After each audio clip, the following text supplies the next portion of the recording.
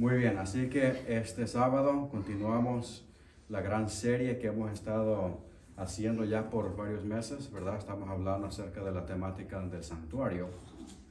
Y entonces para los que no hemos estado aquí, para nuestras visitas, las personas que nos acompañan, que no han sido parte de esta serie, en esta serie hemos estado hablando acerca del santuario. Todos los objetos del santuario que nos revelan un aspecto especial acerca de Jesús, ¿verdad? Eso es lo que hemos estado estudiando y continuamos hoy esta bonita serie. Bien, ya hemos hablado acerca de la historia de los sacrificios, del altar de sacrificio y cómo representa todo lo que Jesús hizo. Comenzamos desde el tiempo de Adán hasta el tiempo de Moisés y después hasta el tiempo de Jesús. Llegamos y estudiamos los diferentes sacrificios que nos revelan diferentes imágenes, ¿verdad? Perspectivas del plan de redención que Dios nos ha dado. Y continuamos, ¿verdad? Con el lavacro, que fue un símbolo de Cristo que nos limpia de la inmundicia de nuestro pecado. Y esa obra la hace Jesús, ¿verdad? Entonces, cada objeto del santuario nos revela algo. Entonces, hace varias semanas hablamos acerca del pan, de la mesa de los panes de la proposición, y llegamos a la conclusión de que el pan representa ¿a quién? A Cristo, ¿verdad? Que es el pan de vida, ¿ok? Y hemos llegado a la conclusión de que cada objeto revela una característica de Cristo y su trabajo de redención. Bien, la escritura bíblica, la que se leyó, abran sus Biblias en Juan capítulo 8, versículo 12, y dice el texto: Otra vez Jesús les habló diciendo: Yo soy la luz del mundo. El que me sigue no andará en tinieblas, sino que tendrá la luz de la vida. Que el Señor bendiga su santa palabra. Oremos. Amantísimo Padre, Señor, que estás en los cielos, santificado sea tu nombre. Señor, te damos gracias por este momento que podemos continuar estudiando tu palabra. Rogamos, Padre, que nuestro corazón esté abierto, Señor, para escuchar la luz de tu palabra y así poder ser guiados, Señor, ser impactados por el mensaje de hoy, conforme a tu voluntad. Señor, como dice la Escritura en Isaías 55, 10 y 11, que dice que tu palabra no regresa a ti vacía, sino rogamos, Padre, que esto dé fruto conforme a tu voluntad. Gracias, Padre. Bendícenos en esta hora. En el nombre de Jesús. Amén. Amén. Y amén. Amén. Muy bien. Cuenta una vieja historia acerca de un hombre que caminaba de noche y vio a un señor desesperadamente buscando cerca de un poste de luz. Al acercarse le preguntaba al hombre qué era lo que buscaba. Y el hombre, sin fijar su mirada al que le preguntaba, le contestó: Estoy buscando mi reloj. El primer hombre le pregunta: Señor, ¿dónde estaba parado usted cuando se le cayó el reloj? Continuando su búsqueda, el hombre apuntó hacia cierta dirección diciendo: allá, por aquel lugar. Entonces, el hombre que le pregunta, un poco confuso, le vuelve a preguntar: ok, amigo, entonces, si se cayó allá, ¿por qué lo está buscando aquí? Y entonces, finalmente, el hombre frustradamente lo ve y le dice: lo busco aquí y no allá, porque la luz es mejor en este lugar. Mire qué cosa más interesante. El hombre en realidad no se estaba enfatizando en el objeto que perdió, sino en la luz que lo trajo donde él estaba. Mire qué interesante. Le pongo esta imagen en su mente para que lleguemos a este pensamiento. La gran necesidad de ¿qué? ¿Qué beneficios nos da la luz, hermanos? Claridad. Si estamos oscuros, ¿nos gusta estar en la oscuridad? No. La luz nos beneficia, ¿verdad? Porque nos saca de la oscuridad. Claridad. ¿Qué otro beneficio? No tropezamos con... Exacto, ¿verdad? Es como una prevención para no caer en algo peligroso, ¿verdad? Nos ayuda, nos beneficiamos de la luz. Siempre iremos donde se encuentra la luz. La imagen de la luz en la Biblia, hermanos, es de gran significancia de tapa a tapa. La luz es una de las imágenes más ilustradas en las Sagradas Escrituras. Por lo tanto, preguntamos en esta mañana, al continuar con este tema, ¿qué objeto especial se encontraba, verdad? Le estoy dando ahí un tip. ¿Qué objeto especial se encontraba en la parte sureña del lugar santo? ¿Y cuál es la respuesta, hermanos? Es ni más ni menos que el candelabro de oro o el candelero de oro. ¿Okay? Y aquí, como vemos en esta imagen, ya hemos pintado el panorama del santuario. Estas son las cositas que ya hemos hablado, ¿verdad? Está la entrada hacia el atrio, está el altar, el lavacro, y luego ya vemos el lugar santo, el lugar santísimo, donde ya estamos hablando de los objetos que están dentro del santuario. Ya hablamos de la mesa de los panes, que estaba en la parte norteña, y en la parte sureña estaba la lámpara o el candelero de oro. Ok, aquí va un hecho asombroso de la historia. La entrada victoriosa de Tito en Roma en el primer siglo después de Cristo llegó a ser un gran monumento que se conoce como el Arco de Tito. Se conoce como el Arco de Tito. ¿Okay? Y entonces, este fue construido para él y su padre Vespasiano. Este arco representa todas las victorias de Tito. Y ahora, una de las grandes victorias notorias es ni más ni menos que la destrucción de Jerusalén en el año 70 después de Cristo. Y lo interesante es que cuando vamos más cerca de esta imagen, miren lo que vemos ahí. Qué cosa más interesante. Vemos ahí una procesión de soldados romanos en forma victoriosa. ¿Y qué es lo que van cargando? Miren qué interesante. Ese es el candelabro que salió justamente del templo cuando fue destruido. Y esto es una imagen, como quien dice, esta es una de las grandes conquistas y victorias. Y lo llevan como una especie de símbolo de trofeo que pudieron conquistar la Jerusalén. La historia tradicional nos cuenta que esta lámpara del templo construido por Herodes, ¿verdad?, fue preservada, llevada de lugar en Roma hasta el año 533 después de Cristo. O sea que duró mucho tiempo. Después de cierto tiempo, esa lámpara, dice la historia, que fue trasladada a Jerusalén. Y ya desde que pasó eso, se perdió y ya no se supo jamás qué fue lo que sucedió con esa lámpara. Pero aunque ya no tenemos esta lámpara, su significado y simbolismo sí permanecen para siempre. Amén. Permanecen para siempre. Pregunta: ¿cuál fue la función especial de esta lámpara en el tabernáculo y en el templo? ¿Cuál era su función? ¿Cuál fue su significado y cuál es su significado para todos los tiempos? Y como hemos acostumbrado, vamos a definir un poquito acerca de la palabra. ¿Okay? Esto es lo que vemos aquí. Cuando vemos el léxico, encontramos esta definición. En hebreo fue conocida como el candelabro o candelero, pero en el hebreo literalmente se define como soporte de ¿qué?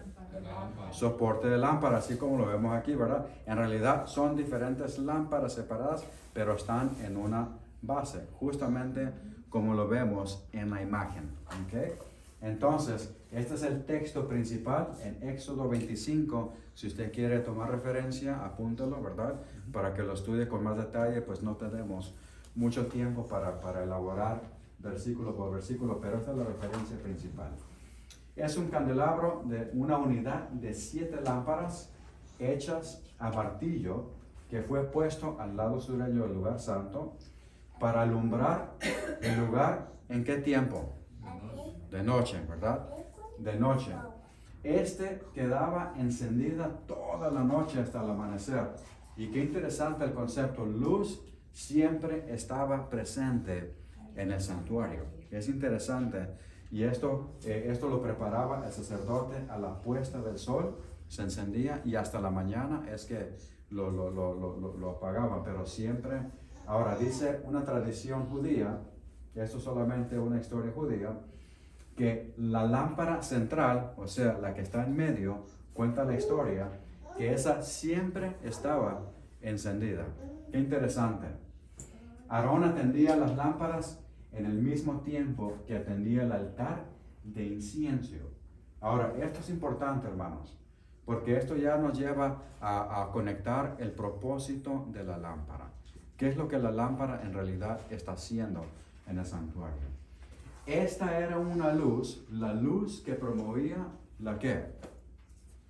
La oración intercesora, ¿verdad? O sea que, ya ven, o sea que de alguna forma cada objeto del santuario estaba conectado. No es que estaba aislado. Este hacía su propia cosa, su propia cosa, sino que mutuamente se complementaban en toda la obra que se hacía en el tabernáculo. Aquí están otras referencias que tenemos ahí. Bien, pasando el tiempo, usted sabe que esto es... Yo tengo una pregunta. Dice que el candelabro era hecho, dice, de una sola pieza. ¿Qué significado tiene eso? Sí, por eso se llama una unidad. Son siete lámparas, pero es puesto en uno y era de oro. Ahora, en el templo de Salomón, ya vamos a ver que cambia un poquito, ¿verdad? Porque este fue el símbolo del tabernáculo del tiempo de Moisés. Pero pasando el tiempo en el templo de Salomón, cambió un poquito. Ahora ya eran ¿cuántas lámparas? Cuando vemos el texto dice que eran ahora 10 lámparas. Y ahora en el santuario, en el templo de Salomón, eran 5, estaban de este lado, cerca de la cortina, y las otras 5 estaban de este lado. Lo interesante es que cuando estudiamos el texto, aunque eran 10, pero no se les llamaba 10 lámparas en sí, sino que se reconocían como una lámpara. Es interesante, ¿verdad? 5 en cada lado, aunque eran 10, eran conocidos como una singular, o sea, una unidad de 10 lámparas. Una lámpara representaba la unidad de lámparas, así como fue dada a Moisés. Y lo interesante es que de la misma manera pasó con los panes de la proposición, que en el templo de Salomón ahora eran 10, ¿verdad? Eran varias mesas, ¿verdad? Pero era conocida como una. Entonces, esto es lo que encontramos en la historia de estos objetos del santuario. Así que les recomiendo que por favor le tomen foto o apunten las referencias para que puedan estudiar esto cuidadosamente. Pero bien, al final del día, hermanos, ¿qué representa todo eso? Si ya sabemos que cada objeto que hemos estudiado nos lleva hacia Jesús, representa a Jesús, entonces, ¿qué otra conclusión podemos llegar? ¿Que esta lámpara representa qué? Representa a Jesús, ¿verdad? Qué interesante que en el ministerio terrenal de Jesús siempre se conectó con una de las funciones del santuario. Así como Él se dijo, yo soy el pan de vida, ¿verdad? También llega y dice, yo soy el agua de vida, y también dijo, yo soy la luz del mundo. Qué interesante, yo soy la luz del mundo, y por eso en este pasaje, como hemos leído, ¿verdad? Este texto que dice Jesús, yo soy la luz del mundo. El que me sigue no andará, ¿qué dice ahí? En tinieblas. El propósito de la luz de Jesús es para que nos saque ¿de qué? De las tinieblas. ¿Okay? ¿Y qué significa las tinieblas, hermanos? Las tinieblas del pecado. Las tinieblas de una condición caída de este mundo, ¿verdad? Dios no quiere que permanezcamos en el pecado. Dios nos quiere sacar de una condición perdida hacia una condición de salvación. Y eso Él lo hace, Él nos ayuda, ¿amén? Entonces Él llega y dice, sino que tendrá la luz de la vida. Ahora, aquí está un dato bien interesante del ministerio de Jesús en cuanto a este concepto cuando Él dice que Él es la luz del mundo. Ahora, vamos a preguntarle, si usted recuerda bien el pasaje, ¿cuál fue el contexto de este versículo? ¿En qué contexto dijo Jesús, yo soy la luz del mundo? ¿Okay? Si tienen sus Biblias abiertas en Juan capítulo 8, se van a dar cuenta. Es importante saber esto, hermanos, porque esto revela bastantes cositas. ¿Okay? ¿Qué fue lo que había pasado antes de esa declaración? Aquí les voy a dar un tip. ¿Okay? Aquí les voy a dar una clave. Si usted mira en la imagen, aquí ya le estoy dando básicamente la respuesta. Era la escena cuando la mujer, ¿verdad? Que se conoce, ¿verdad? Como María Magdalena, que fue, ¿verdad? Que le iban a apedrear, ¿verdad? Entonces, que la fue condenada, que los fariseos llegaron y la estaban enjuiciando, y de repente llegan a Jesús y tú qué dices, y esto y aquello. ¿Y qué fue lo que les dijo Jesús? El que esté libre de pecado, ¿qué dice ahí? Que arroje la primera piedra. Pero aquí está otra cosa. Esa historia está conectada con una escena que pasó la noche anterior. O sea que en ese día, la noche anterior, se estaba iniciando una de las muchas fiestas judías, que eran como aproximadamente 7, de las últimas 3 del año, que eran las fiestas de los tabernáculos. Usted recuerda, la fiesta de los tabernáculos era cuando los judíos celebraban ¿qué? ¿Verdad? Cuando el tiempo en que ellos estuvieron en el desierto y cómo Dios los cuidó, ¿verdad? Entonces, eso es lo que estaban conmemorando con la fiesta de los tabernáculos. Ahora, lo interesante de esta historia, cuando vemos ahí, si vemos en Juan, capítulo 7, usted va a ver ahí, versículo 1 dice, después de estas cosas andaba Jesús en Galilea, pues no quería andar en Judea, porque los judíos procuraban matarle. Ahora imagínense, Jesús estaba ¿qué? Al aire libre, pues un poquito, ¿cómo se dice? Oculto, o sea, no estaba declarándose en público. Él estaba con mucho cuidado, ¿verdad? No se manejaba así, solo en público. Y dice aquí, versículo 2, estaba cerca la fiesta de los judíos, la de los tabernáculos. Ahora, qué interesante, versículo 3 dice, y le dijeron sus hermanos, sal de aquí y vete a Judea, para que también tus discípulos vean las obras que haces. En pocas palabras, aunque un poco escépticos, los hermanos no estaban muy convencidos de la obra de Jesús, pero ¿qué le estaban diciendo a Jesús? Que salga, que se exponga, que lo vean. Mire qué interesante, entonces Él va. Dice el texto, cuando vamos aquí, dice que Él va, asiste a la fiesta de los tabernáculos, que es una fiesta que comienza a la puesta del sol. Ahora, mire qué interesante, que una de las cosas que establecían en esta fiesta, particularmente en Jerusalén, es de que en la corte de las mujeres, o sea, algo exterior del templo, establecían 2 lámparas gigantes, monumentos con 2 lumbreras. Y qué interesante que eso es lo que iniciaba, ¿verdad? Esta fiesta, la de los tabernáculos. Era una fiesta que celebraban por 7 días. Comenzaba de noche y Jesús llegó. Y cuando vemos cada uno de estos versículos, vemos de que Jesús poco a poco se va exponiendo. Llega, empieza a hablar, y de repente es más audible y más audible hasta que ya se para enfrente de todos y empieza a dar sus declaraciones y las personas ya lo están conociendo. Lo interesante es de que en este tiempo los fariseos, ¿verdad? Están bien interesados en cómo atrapar a Jesús, cómo hacerle procurar para que lo maten, y llega la historia donde al siguiente día ya le traen la mujer. Cuando estudiamos el comportamiento de los fariseos y lo que Jesús hace, Jesús es como que enciende su luz, se expone y ahora lo conocen, mientras que los fariseos se hunden más y más, ¿a qué? Hacia la oscuridad. Resalta Jesús y los fariseos llegan a la oscuridad. Justamente eso es lo que pasa. Y en ese contexto, ¿verdad? Jesús ilumina mientras los fariseos se oscurecen en la fiesta de los tabernáculos. Y cuando llega el siguiente día, cuando Jesús les dice, el que esté libre de pecado, arroje la primera piedra. ¿Y qué dice la historia? ¿Qué fue lo que empezaron a hacer? Desde el más viejo hasta el joven, ¿qué dice ahí? Dejó su piedra y se fue. Se alejaron de la luz. Porque la luz estaba exponiendo su condición de pecado.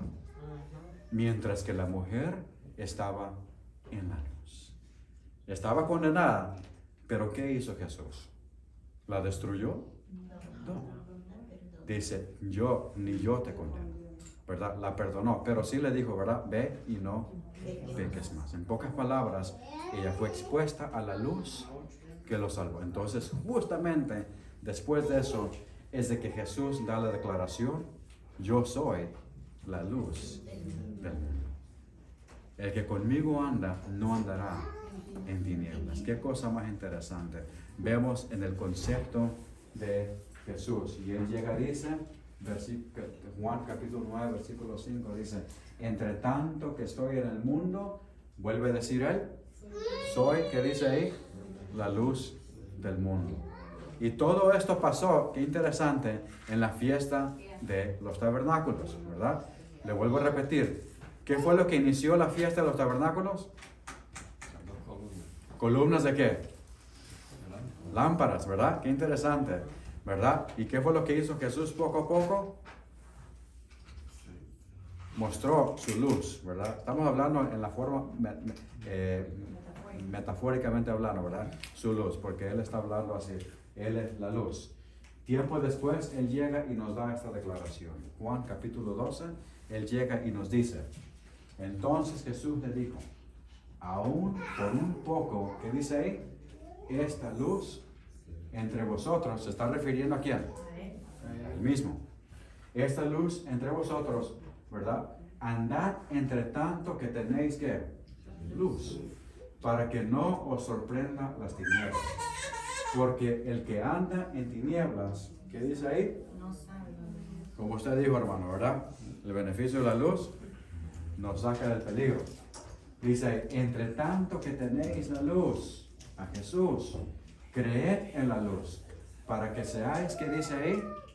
Hijos de la luz. Entonces, Jesús es la luz del mundo, pero Él nos invita a que seamos parte de esa luz, como hijos de luz, ¿sí o no? Amén. Claro que sí. Muy bien. Ahora, la luz que Dios deseó que fuera el pueblo de Israel, sencillamente falló. Ellos fallaron. Y así que cuando llega Jesús, Él vuelve a retomar ese concepto de que Él necesita que la luz del reino de los cielos se expanda hacia la humanidad. ¿Okay? En la profecía, las lámparas tienen varias funciones. ¿Okay? Vemos aquí que son ilustrativas para identificar las 7 iglesias del Apocalipsis, como lo vemos ahí en estas referencias, y también son ilustrativas para identificar la palabra de Dios. La palabra de Dios. Este es un pasaje famoso que tenemos en la Escritura, Salmo 119, que dice ahí, lámpara es a mis pies, pero ¿qué dice? Es tu palabra, ¿verdad? Y lumbrera mi camino. Interesante, no sé si usted se ha fijado en las lámparas judías, hebreas, que son como de barro, ¿verdad? Que lo agarra así y la llamita está aquí al frente. Esas se manejan poniéndola al frente, no así, no así, no así, sino que era para andarla así. Entonces, donde quiera que van caminando, ¿qué es lo que va dirigiendo? Va dirigiendo la luz. Es el propósito de eso. Entonces, de la misma manera, por eso encontramos este pasaje que dice, lámpara es a mis pies tu palabra, que dirige, ¿qué dice ahí? Mi camino. ¿Okay? Por lo tanto, hermanos, Cristo nos llama a reflejar su luz en el mundo, porque Él es la verdadera luz que nos hace hijos e hijas de ¿qué? De la luz. Nos hace hijos e hijas de la luz. ¿Okay? ¿Qué significados adicionales podemos ver cuando realizamos que Jesús es la luz del mundo? Y aquí va, número 1, esto es lo que tenemos, hermanos. ¿Ok? Tenemos una luz reflectora que sirve, ¿qué dice ahí? Un propósito y misión. No es solo por tener la luz. Cuando tenemos a Jesús en nuestro corazón, no solamente para que Él esté ahí y solamente esté ahí. Todo es con un propósito y misión. ¿Amén? Miren lo que dice la palabra. Mateo capítulo 5, en el Sermón del Monte. Jesús, después de las bienaventuranzas, dijo lo siguiente. Dice, vosotros, ¿qué dice ahí? Sois la luz del mundo. Dice, una luz asentada sobre un monte, ¿qué dice ahí? No se puede esconder. No nos podemos esconder. Seremos vistos por los demás. Dice, ni se enciende una luz y se pone debajo de un almud. ¿Qué significa eso? En pocas palabras, la luz que tenemos que usarla correctamente. Amén. No podemos estar mal usando lo que Dios nos da. Él nos llama a ser mayordomos de su luz. Y por lo tanto, tenemos que usarla correctamente. Y dice, un talmud, sino sobre un candelero, y alumbra a todos los que están, ¿qué dice ahí? En casa. La luz que tenemos, que viene de Dios, que quiere que tengamos, no se puede esconder y tiene que tener una función correcta. Debe impactar, ¿quién? Al círculo inmediato que tenemos en nuestra casa. Yo puedo tener una apariencia de ser un buen cristiano, pero mi verdadera condición usted la va a conocer en mi casa.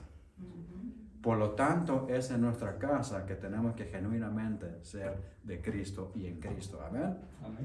Porque hermanos, hay una luz falsa y una luz verdadera.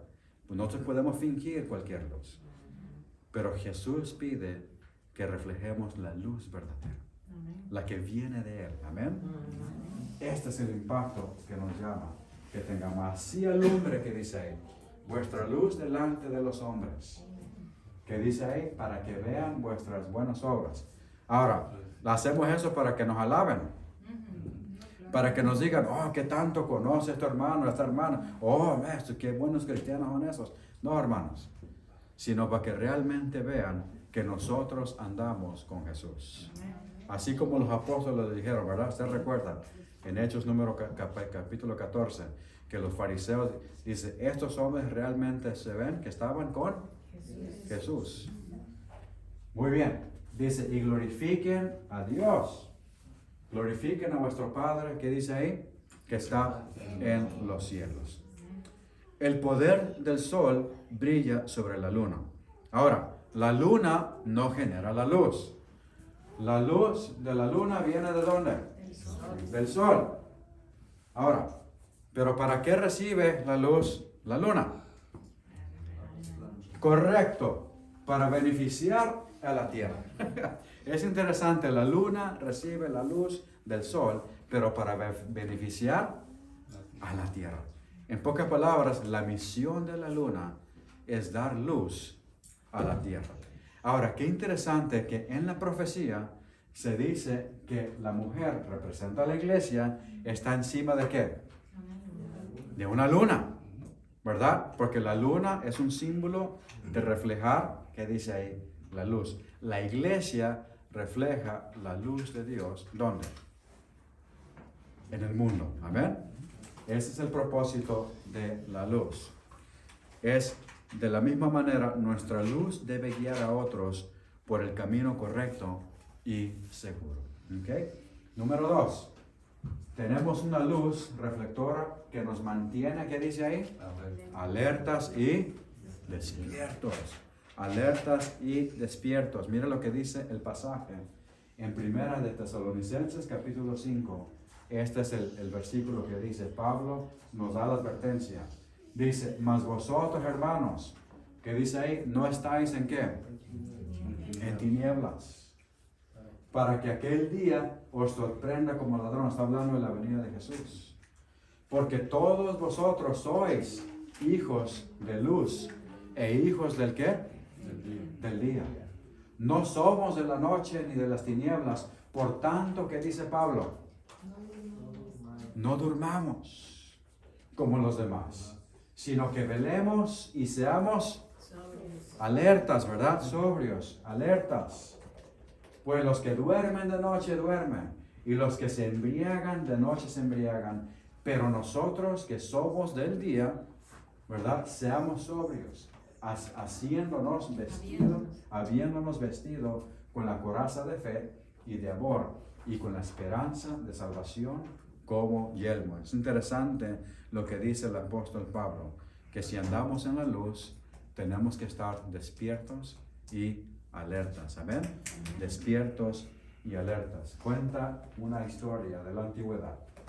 Como ven aquí, esta es la imagen de la antigua ciudad de Sardis. Dice que era una ciudad que estaba elevada, fortificada, ¿verdad? Y esa fue escogida por el rey de Liria, ¿verdad? Que la escogió porque era un buen sitio donde se podía ser protegida y era muy difícil de invadir y tomar. Hasta que apareció el rey Ciro, el rey grande Ciro. Dice, llegó y él tomó la ciudad. No porque destruyó los muros de esta ciudad. No porque llegó con fuerza y la desbarató. ¿Sabe por qué la tomó? Cuenta la historia de que los soldados se durmieron. Bajaron su guardia. No velaron. Y entonces Ciro llegó como ladrón en la noche y tomó la ciudad de Sardis. De la misma manera pasa, hermanos, en nuestra vida espiritual. Si no estamos alertas, ¿quién va a llegar? El enemigo va a llegar y nos va a tomar. Pero para prevenir eso tenemos que estar en la luz que Dios nos ha dado. Amén. Tenemos que estar en esa luz. Y número 3, finalmente, tenemos una luz reflectora que nos protege de qué, hermanos? Del pecado y de oscuridad espiritual. Miren lo que dicen los pasajes de la Biblia. Primera de Pedro 2:9. Mas vosotros sois linaje escogido, real sacerdocio, nación santa. ¿Qué dice ahí? Pueblo adquirido por Dios. Ahora dice, para que anunciéis las virtudes. Mira que dice, virtudes de aquel que os llamó de las tinieblas, ¿a qué? A su luz admirable. Ese es el propósito de la luz. Que nos saque de la oscuridad y nos mantenga en el camino de la salvación. Amén. Porque nos tiene que dirigir hacia dónde, hermanos. Hacia la Canaán, como dice hermano, ¿verdad? Hacia la Canaán celestial. Allá es donde tenemos que llegar. Dice este versículo de Efesios capítulo 5, versículo 8. Dice, porque en otro tiempo erais tinieblas, mas ahora, ¿qué dice ahí? Sois luz en el Señor. Por lo tanto, andad como hijos, ¿qué dice ahí? De luz. Mire qué interesante, que el concepto de hijos siempre aquí está conectada con luz.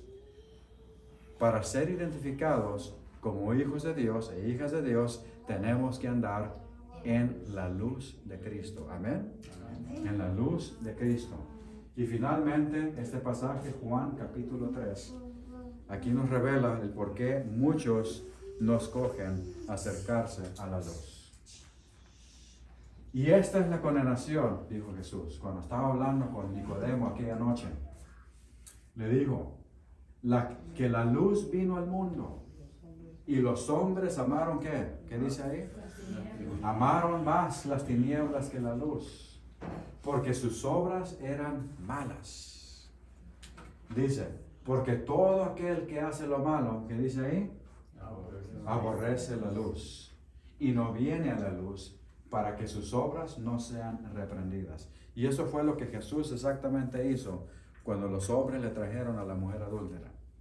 Fueron expuestos y corrieron. Mas el que practica la verdad, ¿qué dice ahí?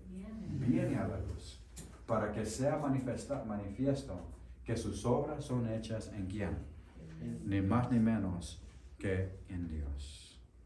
Esas son las imágenes de la luz que Jesús nos presenta ¿Por qué? Porque ese es el propósito. Él quiere que seamos y que caminemos en la luz que Él nos ha dado. Muy bien. Mira esta lamparita que está aquí. ¿Sabe cuál es una de las mejores, más efectivas de resolver el problema de los zancudos? Consigues esta lamparita y ¿qué va a hacer esta lamparita? Los zancudos van a ser atraídos a la luz. Pero cuando llegan a esta luz, ¿qué le van a pasar a los zancudos? Van a ser calcinados. Debemos, escuche bien, calcinar los zancudos del pecado que vienen hacia nosotros. Si andamos en la verdadera luz, tendremos esta función. Lo malo será expuesto y calcinado. Hecho asombroso, recuerda también que a las cucarachas no les gusta la luz. Así que usted quiere espantar a las cucarachas, que es ahí, tenga la luz. Imagínense, no usted ha entrado a un cuarto donde lo enciende y de repente arrancan porque no les gusta la luz. Ahí está. Listo. Hermanos, no seamos como las 5 vírgenes insensatas. ¿Qué pasaron con las 5 vírgenes insensatas? No estaban preparadas. No tomaron en serio el privilegio de tener la lámpara. Descuidaron su condición. No fueron buenos mayordomos, ¿verdad? Con la luz que se les dio. No seamos insensatos o negligentes con el aceite de las lámparas que se nos ha entregado. Porque al hacer eso fallamos en ser la luz de Jesús.